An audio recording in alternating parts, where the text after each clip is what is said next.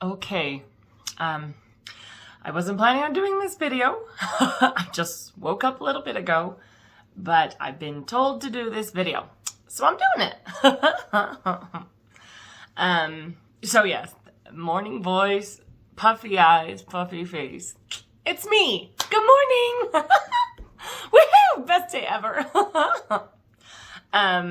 Okay, so in the beginning of this video, I'm going to put the same warning is maybe not the word, but the same preface that I've put on other videos, that this video is not for happy, active LDS members, okay? So if you are an LDS member of the LDS Church and you're happy where you are and you don't want to hear any information against some of the teachings and leaders in the church, please just turn this off. I don't want to stress, bother, trigger, cause. I don't want to do that to you. So just please turn this off. Thank you. Thank you. So wonderful. So beautiful. Thank you. It's just the best day ever. Again, I hadn't planned to do this, but it's like, Karen, come on. And the inspiration's just been rolling, and I need to do this now. So you get my morning voice. Okay, I've made here, or I can't say I've made this list. I've been guided to make this list of practices. Actually, I'm going to start with the LDS Church, okay? Because that's where I come from. But I will say that these fears and things are similar in other religions. A lot of other organized religions have honestly the same types of things, just with a kind of a different flavor. Okay? So you see these same fears in the Jehovah's Witnesses. I know a lady that got excommunicated from her Lutheran church because she was speaking to Jesus directly. And the people at the top, they can't, they kick out the truth seekers. They have to, because they're telling truth. And the truth is dangerous to them, the people at the top. So I can't tell you how many different churches have most of these fears, just in different ways. But I'm going to show you. So this list is all about the fears that the LDS Church harbors and keeps on their members so that they don't grow more in different ways. Now, I want to say this, and everybody knows this. The LDS Church and other churches are filled with amazing, beautiful, wonderful people. Just so many good people within the church. So this isn't against the beautiful, wonderful people that want to follow Jesus. They want to follow Jesus. And they've been taught this is how you follow Jesus. I was my entire life. I was born and spent my entire life within the LDS Church, which I'm grateful for. I planned that in my soul plan, okay? So I'm very grateful. Everything's worked out perfectly in my plan. No regrets at all. And I'm supposed to be here doing this video to help people that are seriously questioning what's going on or leaving or have left just for more clarity, to see more clearly, okay? I'm always doing that on the camera. Sorry. Anyway, so amazing people within the church.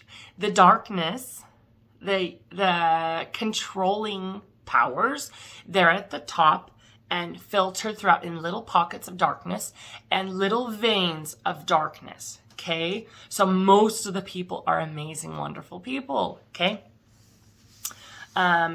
Even some of the pockets of darkness and the veins of darkness, some of them are under a form of awful mind control, and it's not their fault, you know?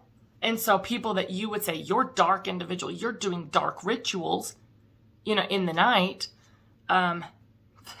they themselves have been products of torture. And so I don't know, Jesus knows all, he sees all hearts. So when I say darkness, do you know what I mean? Jesus sees all hearts, but they are doing very icky things, okay? And controlling the members. So here's what I'm going to do with this. I'm simply going to go through each kind of a practice, the fear behind the practice, and how it's taught in a loving, beautiful way within the church. But there's fear behind it, okay? So I'm just going to go down the list because this is going to be forever if I just... Let's go. Garments. Church members are taught, it's taught in a beautiful way that garments are there to protect you. That garments are this beautiful shield against darkness, right? Or harm. So they are taught that garments are kind of this sacred gift, and they're there to protect you. And if you wear them, all the different blessings that follow, what they teach. That's what they teach. But here is the fear that is laced in this. It's you won't be safe without these. Okay? So there is a really big fear of not wearing the garments. Okay? If you're not LDS, you probably have no idea what I'm talking about. But so there's a real fear, and you don't take them off. If like me, you've been raised with all the LDS stuff, there's a real fear. Like, you don't remove these. There are talks in church that talk about they took off their garments, and that's when they started to leave the fold, fall away, right? These teachings that keep you in fear. And so there is a big fear behind even stepping away or even not wearing them when you exercise. You guys, when I say I was in, I was fully in. I'm not going to tell stories. I got to go through. I'm going to be here all day if I don't just go through these. So, I myself have had massive fears about the garments, even to the point of you wear them when you exercise because you need God's protection. Wow. So anyway, there is a fear behind that. And let me just say here, Jesus never taught fear. Never. This is not from God. These garments are not God's protection. They are to keep you in the church. Okay? Next, just keep moving down. Tithing. Tithing is 10% of all your money. And it is taught that you give of yourself to Jesus' kingdom. And it is taught that, Jesus' mission was to help the needy and the poor. And, so you give of your funds to serve Jesus and build his kingdom on this earth. So members have to give 10%. To be to be a temple recommend holding member, you have to give 10% of all your money to this organization, this church. Now, if they were using it for amazing, beautiful, light-filled purposes, giving money to help others is a beautiful thing. A lot of the money's not helping others. Now, here's the fear behind it, is that if you do not pay your tithing, you will not get blessings. So there is a fear there, like you need to pay or you won't get blessed. And how this gets taught, it gets taught in the positive form. So you hear over the pulpit stories of people that paid their tithing and had miraculous things appear in their life. I can't tell you how many stories I've heard, and I don't even know if these are real stories. You hear over the pulpit stories of a member that was, they didn't have enough money for Christmas dinner. And they had to choose between paying tithing or getting food for their family. I'm sorry if a little sarcasm leaks through. I see the truth of what's going on in this organization. And these teachings, honestly, they're heinous. They're awful because they're teaching you give your widow's mite to this organization. From 8 years old, children are giving their change and their money. And if you knew what the church's billions were doing, where they were going, I can't help. A little sarcasm is coming through. But anyway, so I've heard so many stories about, the family had a choice between Christmas dinner or paying their tithing. And they chose to pay their tithing, and miraculous, a neighbor showed up with loads of food at their doorstep. They were blessed because they gave their money to the church. Now, so there's a fear. There's a real fear.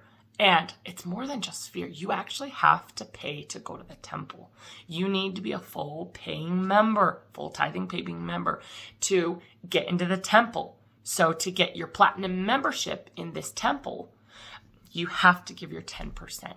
And if you don't, you won't be blessed. Jesus won't be happy with you. All these fears.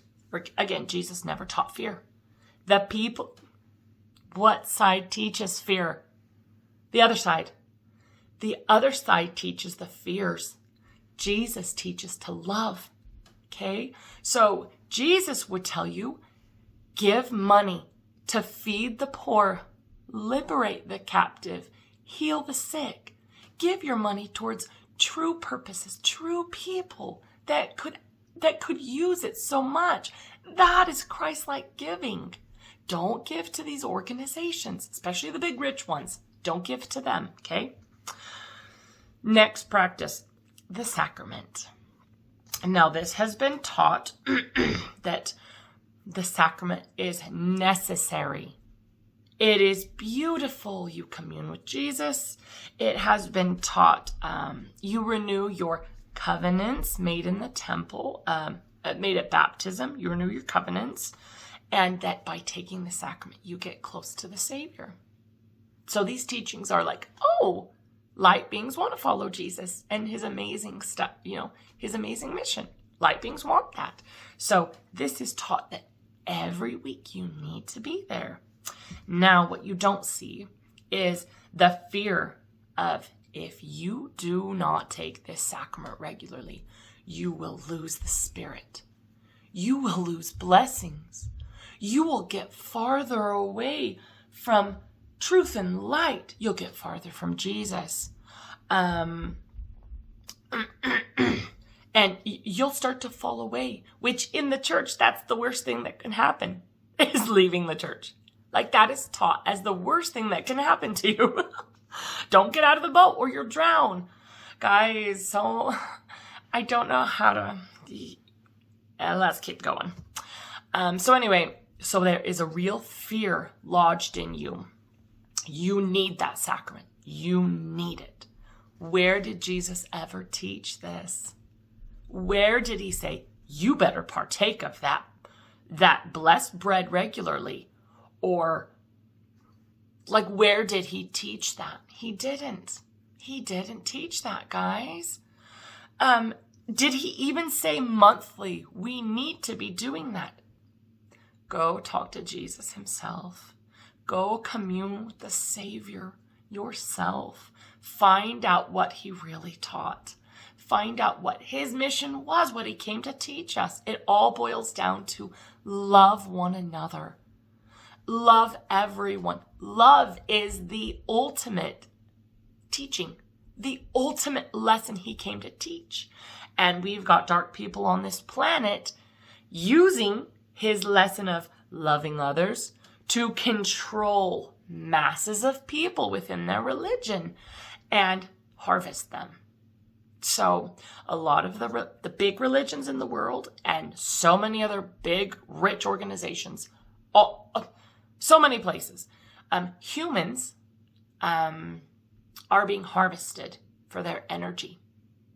Like you give your energy to that church, you give your energy to and love to that prophet, they're using it. Okay? So members are being harvested for energy. They're being harvested for their money, their children, future missionaries. Guys. Okay, let's not get into that. Anyway, even organs. When I say harvesting, like it goes down to there are sacrifices being made in some of the worst ways in ucky places, and the members are being harvested in so many ways. It's a harsh term, but it's true. So anyway, they need you coming. They need you to need the sacrament. So you come regularly, okay? Okay, next practice, temple rituals. So, sealings. Okay, let's talk about sealings, or endowments, kind of go in the same thing. What they teach is that when you go to the temple, you make sacred covenants with God, and so it's taught as this beautiful light practice of you're going and you're making covenants with God because you love Him, right? You love God, and when you go to get married, you're making this eternal bond. You're making promises and covenants to your spouse. And at the heart of that is, well, we love God. We want to be close. We want to be close to God. We want to emulate Him, right? And so at the heart of this, is the desire to be righteous, to do what's right, to love, right? At the heart of this is we want to do what's right and good. But, guys, okay, these covenants are not covenants. They are secret combination practices, okay? If you truly want to make promises to God, you can go and speak to God and make promises to Him. You do not need a temple. You do not need a religion to tell you what to do. If you want to say, I promise I'm going to do this type of thing, you can do that like on your own. But develop your relationship with God. Don't have a religion and people tell you what you're supposed to be doing, because these covenants are not, how do I say this? They're not real. Like, they're not going beyond the veil in a sense. Now, I will also say God knows your heart. So all these beautiful people going to the temple with a pure heart, He knows your heart. He also knows what's going on in the dark side. So He knows what they're doing to the members. So you're not like being, how do I say it? Just if you have a pure heart, I wouldn't worry. Don't worry too much. Okay, but here is the fear behind these covenants, behind these temple rituals. That's what I'm going to call them, because they are rites and rituals. Secret combination rites and rituals. And they stem from secret combination rite and ritual places. Okay? They don't stem from Christ. Christ didn't come and show this. And that's how this whole Joseph Smith and his beautiful truths have been hacked. Okay? Okay, the fear behind these temple rituals. Oh, and this is a big one. And this is an awful one, because I've seen more. Let me say that in a sec. So the fear behind it is that you need to be sealed, or you will not be with your loved one. If you are sealed, or if you are not sealed, this is what they teach. If you are not sealed, upon death, you will be yanked from your beloved wife, or husband, your spouse. And you will be sent to kind of a spirit prison where hopefully somebody will do your work so you can be joined again. This is a lie. This is not true. You guys, this is my experience. So yeah, you've got to get your own truth on this. But I have seen beyond the veil from my own life. I have seen beyond the veil multiple times. Guys, my husband and I have come many times, and we've been married many times. Excuse me. So what that means is you don't get one shot at earth life.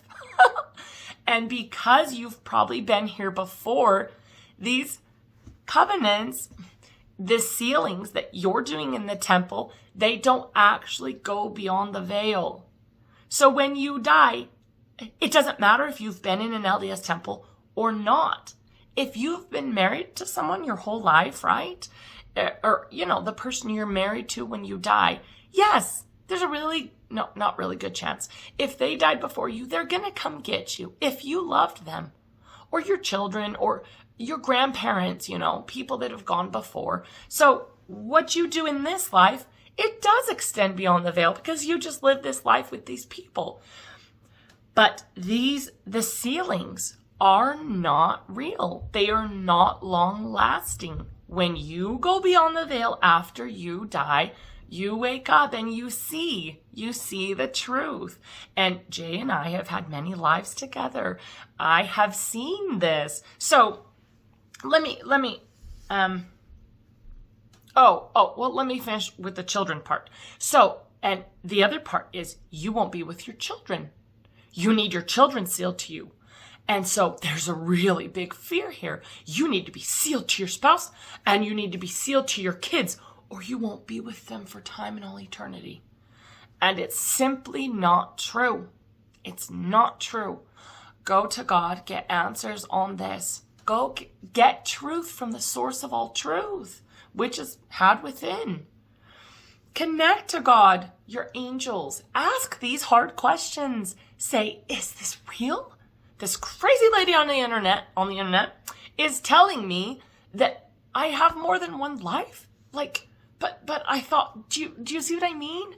Have the courage to ask these questions. Have the courage to go to God and ask. But it's really hard to get past the fears, though, because these fears are so deeply ingrained in us, right? At least if you have been raised in the religion like I have my whole life, which I'm grateful for again. I've had a wonderful life. And my life is even better than it's ever been right now. So we can look past these fears, because when you start to clear the fears, all the things that caused you fear, well, duh. Did I just say that? All the things that caused you fear, all of a sudden, when those start to dispel and disappear, then you really step into your power and your joy and your light. You can help so many people when you step into this place of power and light. It's just like, you can work miracles, guys. You can work miracles. Anyway, sidetracked.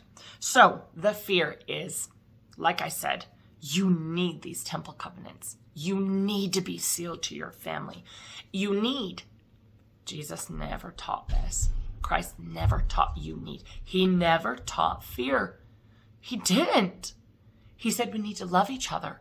How on earth that these churches, these big churches that have been built up for men, to serve men in the flesh, these churches that have been built up it's boggling how they use Jesus' beautiful truths to kind of control their members in totally opposite ways than Jesus taught. Okay, moving down the list. This is a really strong one. A lot of people, a lot of active LDS members will absolutely avoid my videos because of this one. Okay, they will run, which is, for them, it's probably a good thing, right? Most people aren't ready for this. Reading church-approved literature, which is general conference, anything the church puts out, like Saints. They've got their new series, The Saints, which a lot of it's not true. Some of it is. They put chunks of truth and then they put in the lies. And because it's church-approved, I used to believe with all my heart, well, it's church. The church put this out. It's all true. And that's where we group. I believe this church is true, so everything they put out is true. So their books are true. Gulp. And you swallow the whole thing without questioning. Okay? I actually stopped reading the book Saints because I started reading when I was fully active, right?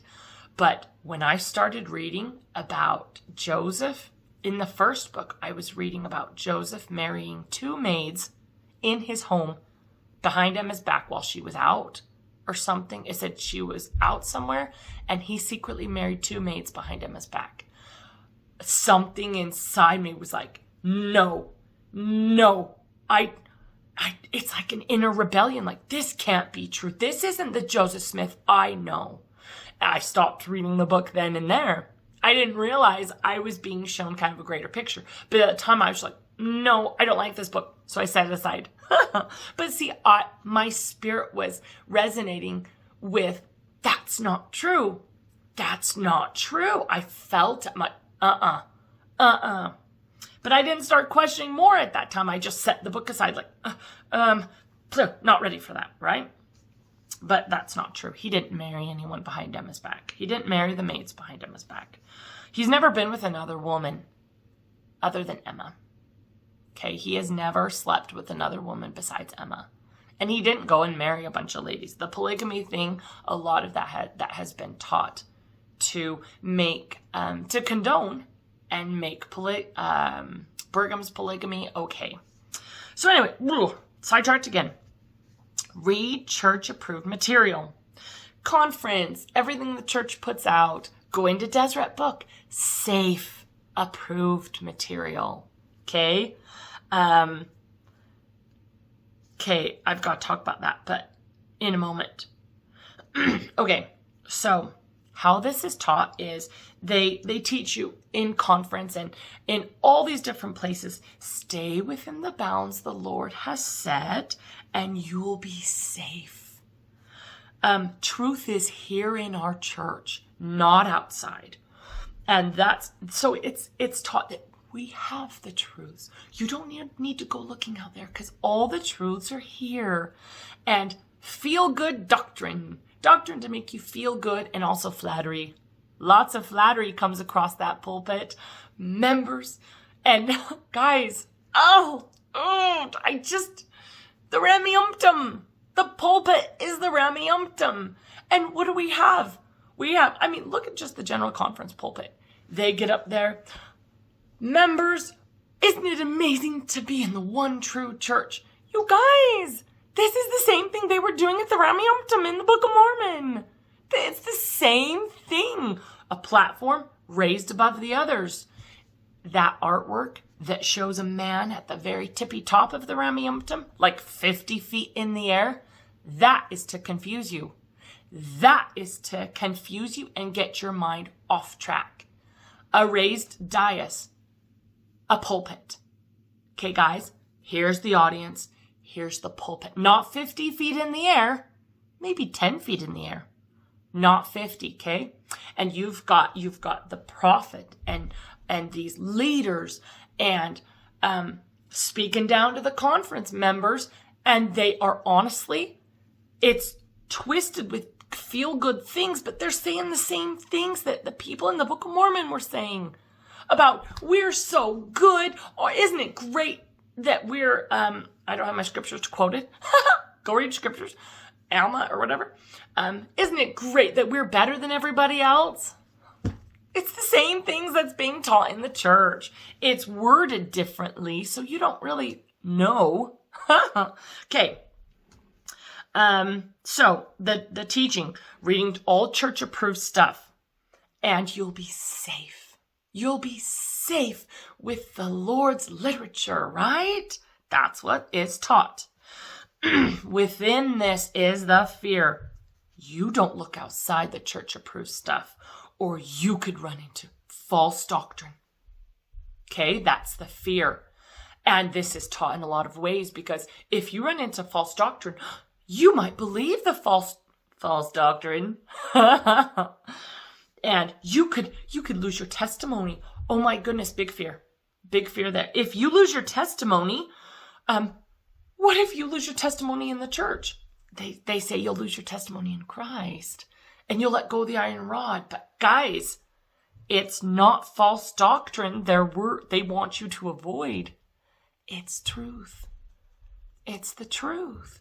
If you go outside what the church teaches, you may very well find truths of what's going on within the church. Okay? So they don't want you finding truth. And honestly, truth seekers get kicked out. Oh, here's another one. You get discipline. Fear of discipline. Do I have that? I kind of do, but I didn't put it specifically. That's in the next one. That's in the next one. Also, let me say here, it's, how do you put it? You know the movies where the bad guys look like the good guys?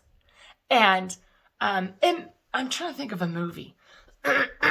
There's lots of movies out there that show this right in our faces, where the bad guys are shown to be the good guys. And so the whole movie, you're watching this this good, kind leader, whatever it is. I can't think of a movie right now, but this good, kind leader, and you don't see that the good, kind leader is actually the one behind the bad stuff going on in the movie, right?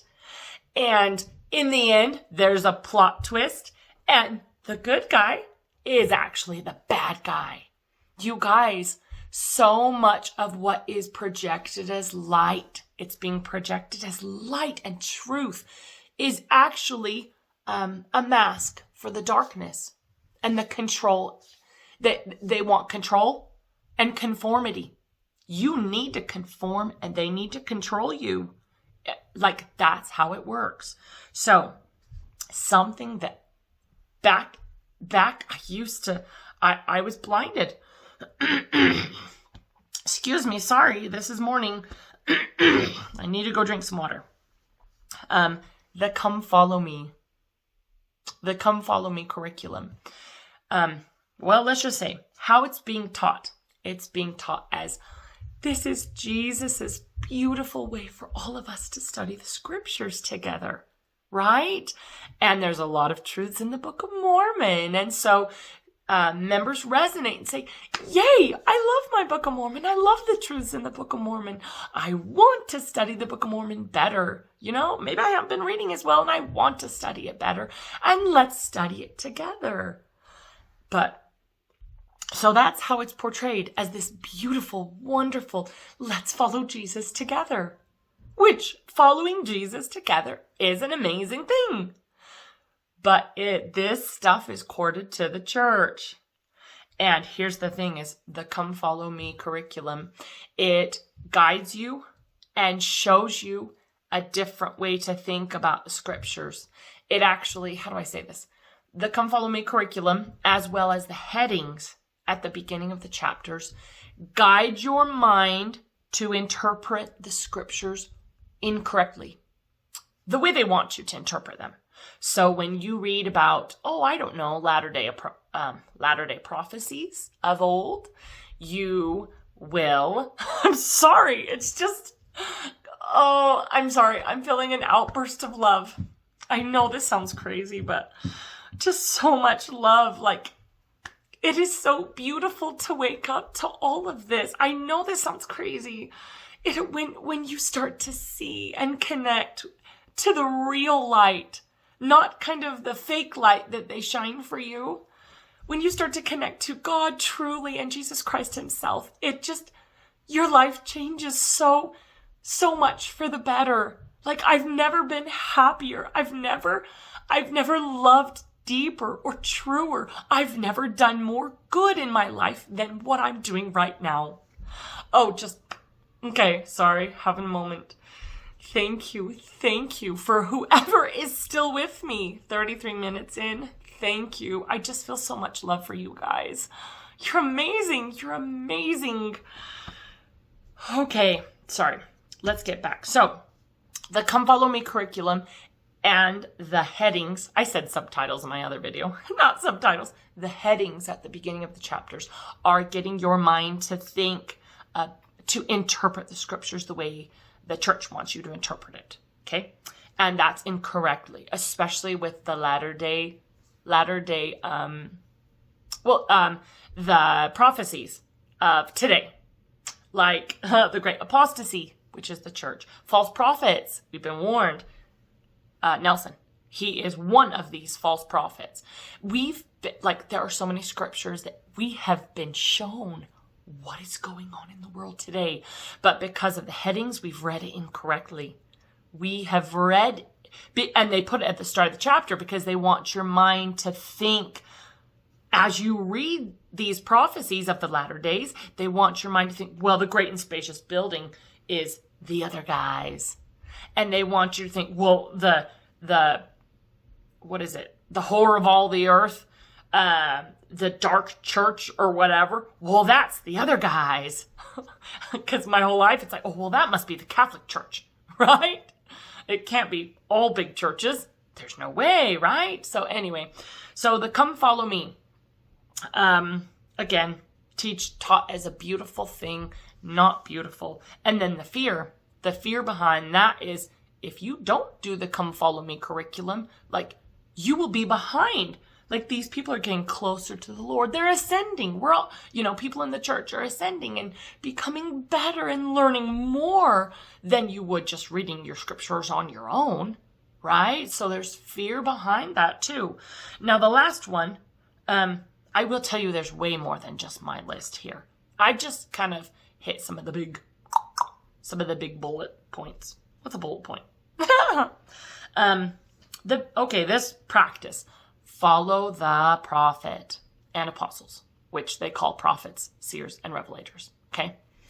And this is huge. Like, the church is based on this. And you can find a bajillion, just kidding, not that much. You can find, exaggeration.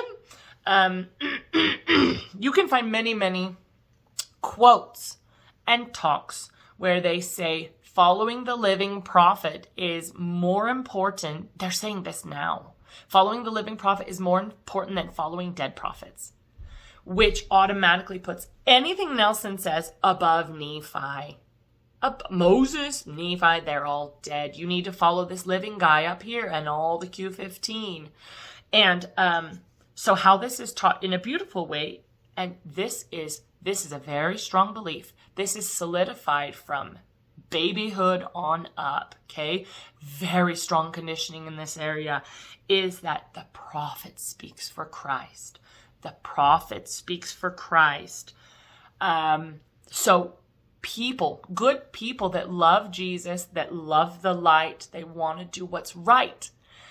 If you believe that this man, this mortal man in the flesh, speaks for Jesus, and he can never lead the church astray, you will follow him. Okay? That's another teaching, is that, and this one is boggling. This one's boggling because there are quotes from prophets. Like, what is it, Wilford Woodruff? Is it Wilford Woodruff? No. Anyway, you know the quote that says, the prophet will never lead the church astray, or whatever? That was given by a prophet. Like, do you get that? Do you get that? All the teachings that the prophet cannot lead the church astray are coming from the prophet. Like, and the people that follow the prophet. So, men in the flesh are saying, this man in the flesh up here, he can never lead you astray. Ridiculous. Guys, ridiculous. This is something that needs to be woken up to. And again, if you want to go to your scriptures, how many places does it say, you trust not men in the flesh? You have to go to God, Christ. You have to call on your angels that speak, with Christ and God. You have to go straight to the source of truth to get truth. Every man in the flesh can lead you astray. Any man in the flesh can lead you astray. You've got to get truth from the source. And so to me, I see more clearly now. And to me, that's like, how did I believe that? The quotes that they quote are from a prophet. Like, do you get that? That's like, I can't even imagine if this were in any other place, if there were some teaching that the president of the United States can never make a poor decision. That's, like, can you even imagine the American people believing that? The president, he's the president. He's infallible. He'll never make a poor decision. Seriously? Look at history. Look at who's in office now. Do you see what I mean? Men in the flesh can absolutely lead you astray. Now, the fear here. Oh my goodness, major, major, major fear here. And you don't even know you're taught this fear because you're taught the positive side. With all these things, they don't get up to the pulpit and teach you the fear side. They don't get up and say, you won't be blessed. Sometimes they do. Sometimes they do, but in a very gentle way. They'll teach the positive side, like, follow the prophet. He speaks to Christ. He'll never lead us astray. Blah, blah, blah, blah, all the positive. They don't always say the fear side, but it's there. You can't help it. So if they say he follows Jesus, or, he can never lead you astray, What does that mean if you don't follow the prophet? You will be led astray. Okay? That is a major fear within this church. If you don't follow, this is the fear. The fears of not following the leaders. You won't be safe. You won't be safe. You won't be protected. If you don't follow the prophet, you will be leaving the flock. I mean, really, they put it akin to the 99. They use this example of the lost sheep. And, or even, don't get out of the boat or you'll drown. Or all these teachings that if you do not follow all these things within the church, if you do not follow the leadership at the top, you will not be following Jesus Christ. Like, they honestly teach within that church, you can't follow Jesus. You can't. Because, like, honestly, guys, do you know how many billions of people on this planet are not members of the church and do not follow the LDS prophet and do not go to the temple? Are they doomed?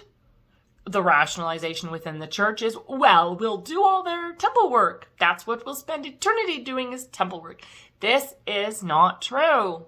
This is not true, guys. The fears, all the fears in all these areas were not taught by Jesus Christ. So what you can do in your life, the video previous to this was finding the gems of truth, okay? Filtering out and digging and finding the gems of truth in our world. This one is recognizing the fears, recognizing why you do something. Look at something in your life.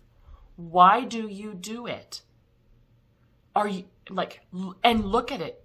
Try to find the gems of truth and recognize the fears within what you're doing. Because if you're acting out of fear, it's not a motivation of light. Light beings are not. Jesus does not want us to act in fear. He never taught fear. He taught fearless love. Love. Faith and love. And so you can, just like I've picked apart, I can't take credit for this list. It just flowed. It's stuff I already knew, but I was given this list and I wrote it out as it was coming. But just like these practices, you can see the fear in it. You, in your life, you can take things you do, practices you do, anything, look at anything in your life and see if there is any fear behind it. Because you can start to root out the traditions or things that don't serve you or things that don't serve your family if you're doing them out of fear. Okay, and then you can find the gems of truth, which are very simple. Truth is simple and pure. And again, Christ's mission was love. Love one another as I have loved you, right? That's what we're here to do. We're not here to have all these rites and rituals and confusing things and all this stuff that is in many organized religions. That's not what Jesus taught. And a lot of it's not true.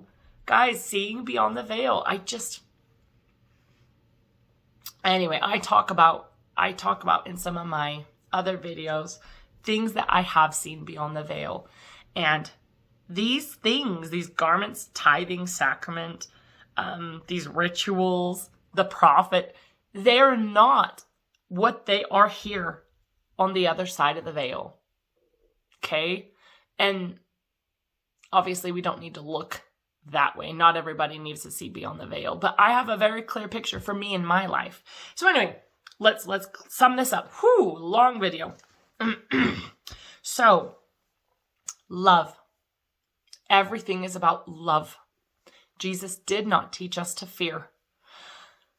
So you can recognize the light and the truth and the gems in our world is it coming from love? Is there truth and gems of love within this? Or is there fear? guiding this? Is there fear behind whatever it is you're examining? Okay. All right. Thank you. Thank you.